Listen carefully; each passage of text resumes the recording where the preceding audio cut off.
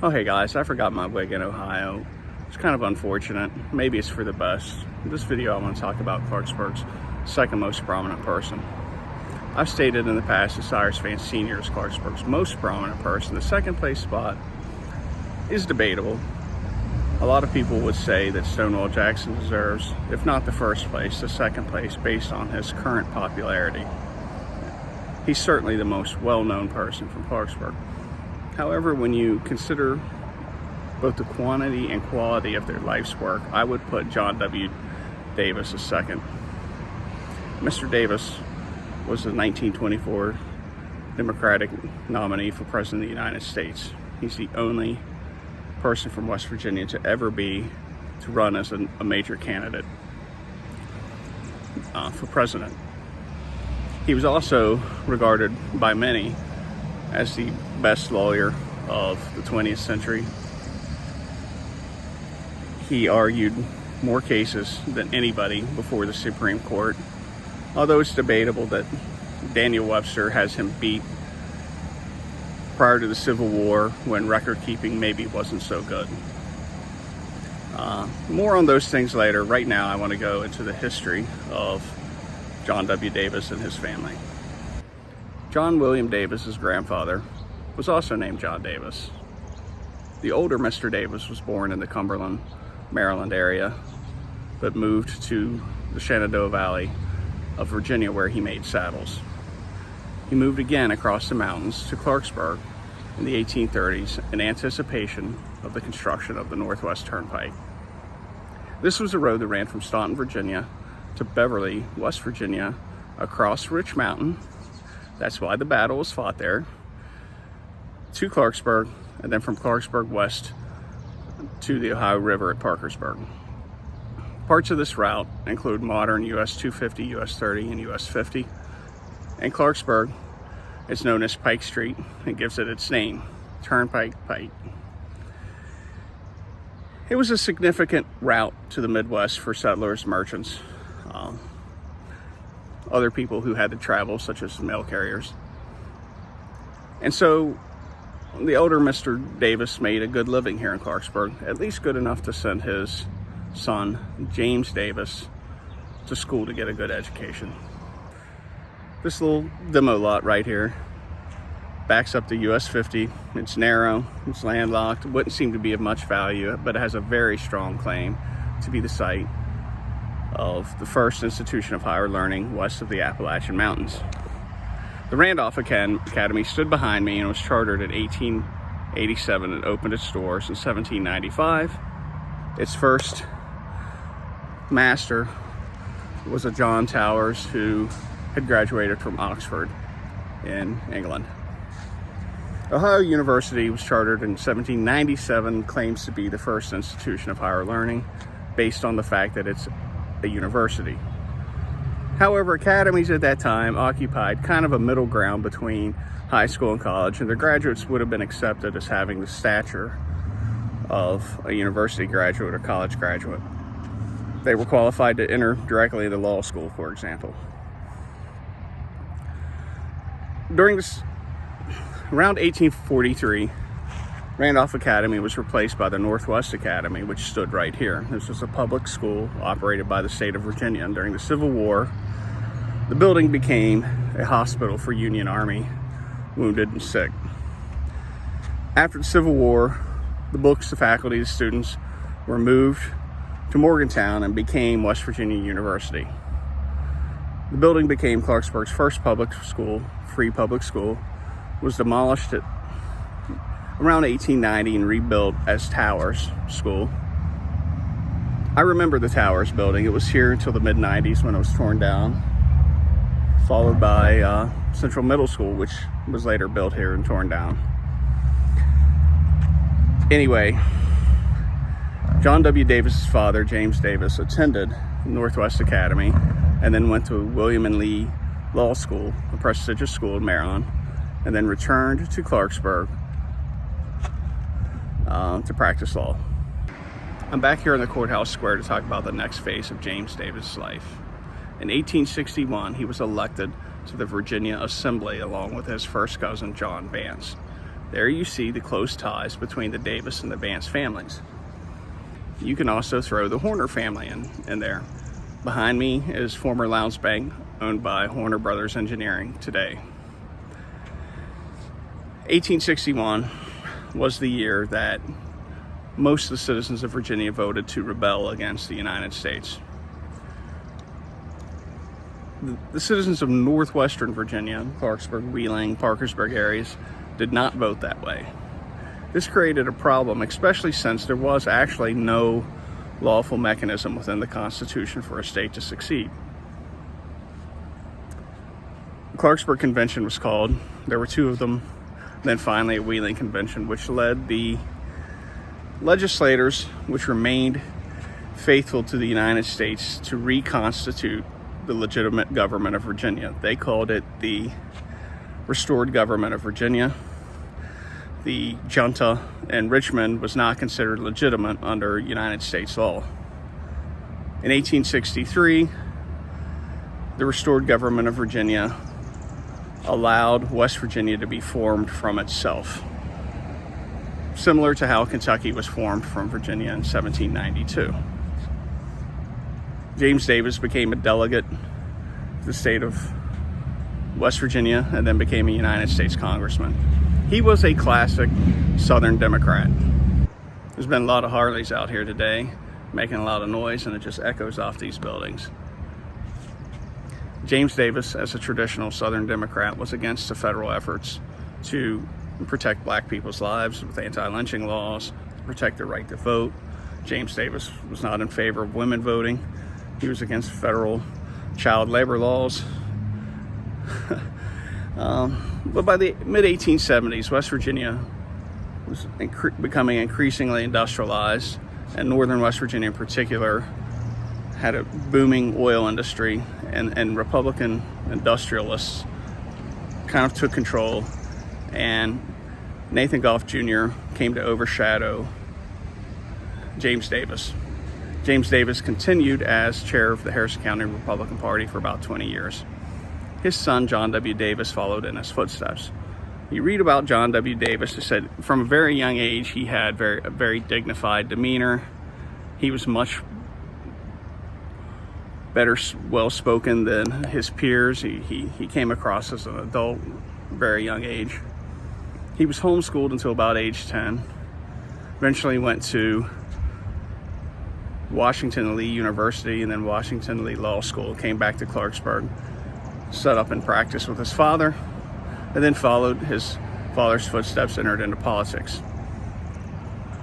1910, 1912, 1913, he served in the United States Congress representing the state of West Virginia. In the Woodrow Wilson administration, he served as Solicitor General, which was maybe the number 2, number 3 person in the Department of Justice. He was responsible to represent the federal government in court. Now, as congressman, John W. Davis had supported all of his father's views. He was progressive in one thing, which was trying to break up large corporations with antitrust acts. He wrote one of them. But as Solicitor General, he did enforce the law of the United States and protected the right of black people to vote, and tried to protect their lives through anti-lynching legislation. John W. Davis had one daughter, Julia, whose husband and father were on the Lusitania, which is a British ship that was sunk by a German U-boat in 1917. In last couple decades, the British government has admitted that that ship was carrying weapons. It was not allowed under international treaties, and it gave the Germans the right to sink them.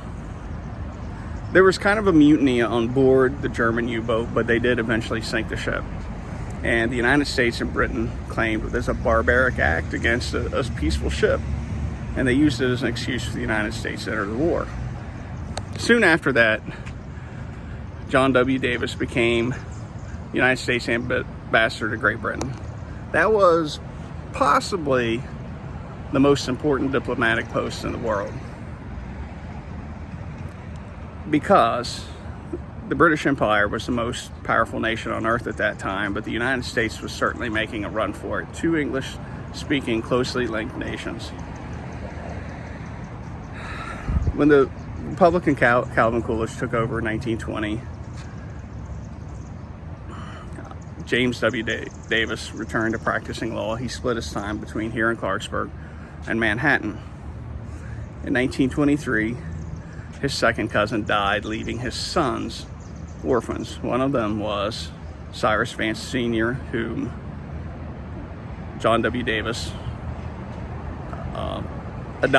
legally adopted, became his father. He was much older than his Cyrus. In 1924, we have the Democrat national election, or the presidential election. Behind me is Harrison County statue memorializing immigrants. Clarksburg's population exploded between 1890 and 1920. Just went from like 3,000 people to well over 20, and peaked at around 1950 at 35,000 people. A lot of these immigrants coming from Europe, they were white, they were European, but they were Roman Catholic. That was a big deal in a Protestant country. They also tended to be okay with drinking, and it just did not sit well with Protestants. The Democrats put forward Governor Smith of New York, who was Roman Catholic, against prohibition and for immigration. The Southern Democrats revolted and ran a fellow named McAdoo against him, who actually won the primary as far as the voting goes. But when it came to the convention floor, the delegates were split. Neither man could get a majority. It went on for over 100 rounds of voting. In the 103rd round of voting, both men stepped back and said, "We're not going to resolve this." The third place candidate was John W. Davis. He won the next round of voting. He's been painted as a dark horse, but he wasn't completely unknown. He was just behind the other two. John W. Davis gave his acceptance speech here in Clarksburg. It was broadcast by KDKA radio in Pittsburgh. It's the first live broadcast of that type. In his speech, he promised to uphold the laws of the United States, but made it very clear that he thought prohibition was an infringement on the rights of states and on the rights of individuals. It didn't necessarily help him in the election. You know, he was seen as a compromise candidate, a Southern Democrat who at the same time had ties to Wall Street and to Northern industrialist concerns. He didn't even win his own county. Harrison County, West Virginia, at that time was heavily Republican. The state was Republican, and he lost. It was something that was personally very painful to him.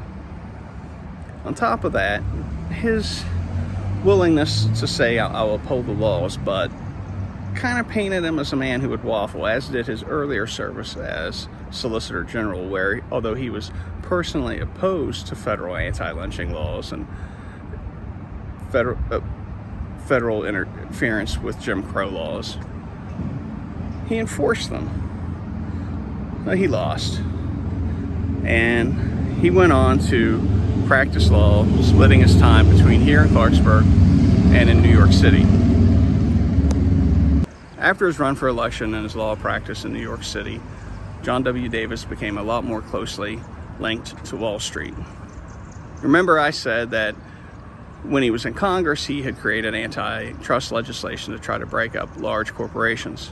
However, as the New Deal came into being, he saw that as a bigger threat to freedom and to free enterprise, and represented various Wall Street firms. For example, when J.P. Morgan was hauled in front of U.S. Congress to account for why the Great Depression happened, John W. Davis represented them.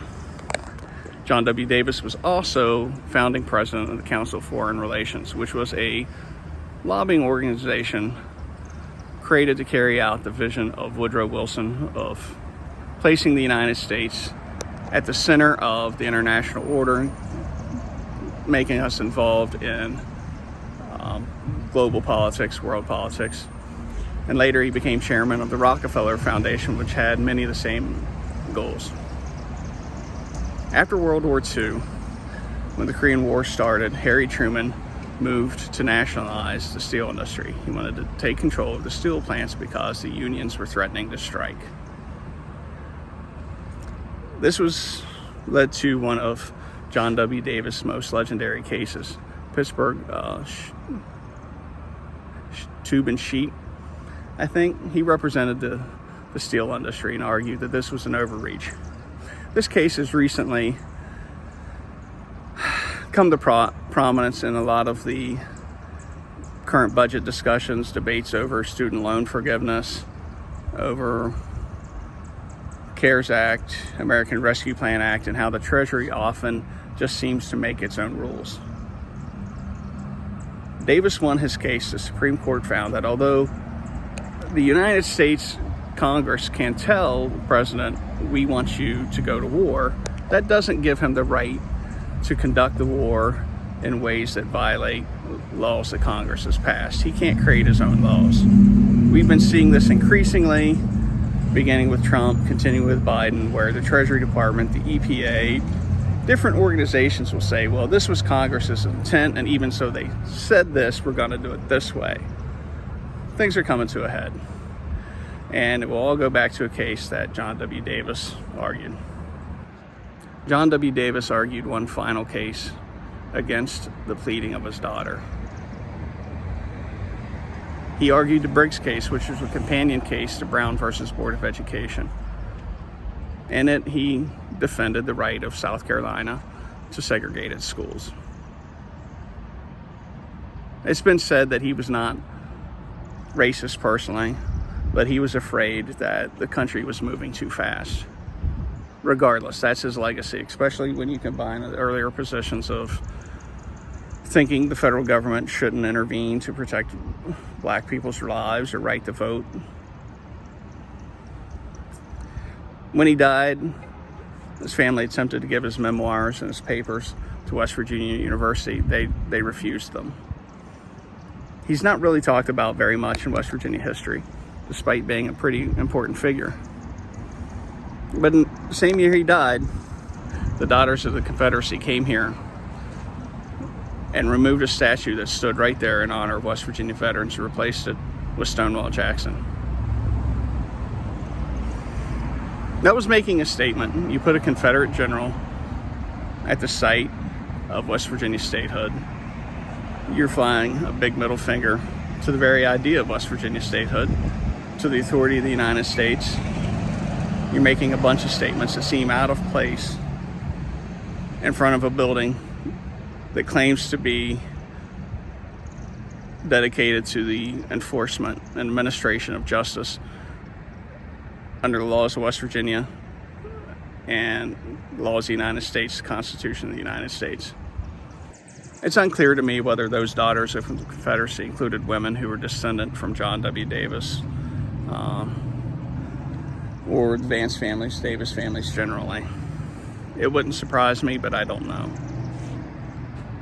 I think in a lot of ways, this existence of this statue here at the site of West Virginia statehood just exemplifies all the confused, tangled mess that Clarksburg and its history is.